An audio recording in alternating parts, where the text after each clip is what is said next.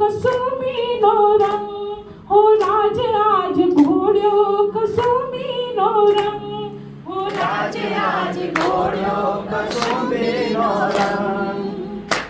એવા ભીષણ રાત્રિ કેરા પહાડો નિતાડો એ છોડ્યો કસુમીનો રંગ, હો રાજ મને લાગ્યો, હો રાજ મને લાગ્યો, હો રાજ મને લાગ્યો કસુમીનો રંગ. એક સાથે રાજ મને લાગ્યો, મને લાગ્યો કસુમીનો રંગ.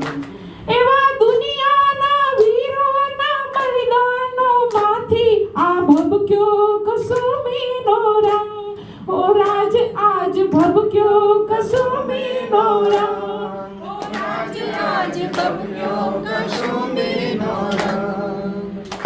એવા સાગરની પાળે સ્વાધીનતાની કબરોમાં મહેક્યો કસુમીનો રંગ, હો રાજ મને લાગ્યો, હો રાજ મને લાગ્યો, હો રાજ મને લાગ્યો કસુમીનો રંગ, હો રાજ મને લાગ્યો કસુમીનો રંગ. તો આવો સોજરસ હોય અને પછી એવી જગદંબા ચારણને યાદ કરવા હોય અને જેથી કે નવગણના ભાલે બેસીને ચકલી સ્વરૂપ બનીને પછી નવગણને દરિયો પાર કરાવવાનો હતો અને નવગણની ધર્મની બેન હતી ને એને યાદ કર્યો, માડી જાય વીરને યાદ કર્યો તો શું કે પણ જાહલ એ ચિઠ્ઠી મોકલી,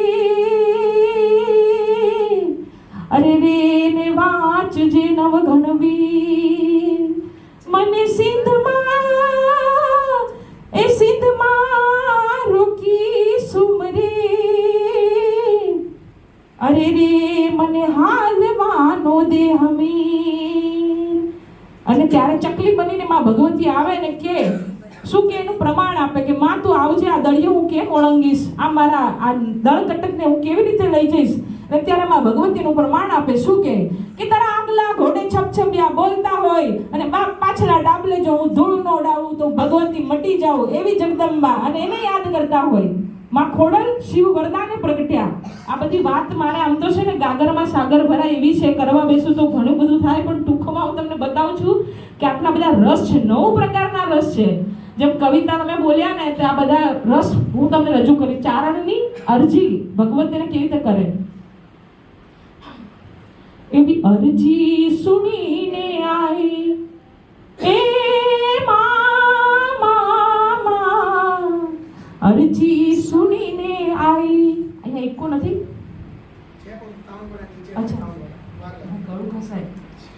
આવતી તીરે મારો હાથ રે સુનીને માં, આવતી તીરે એ ખોડલ માં તું ખમકારી, હો માં મોગલ માં તું મછરાળી. હે માડી અરજી સુનીને આઈ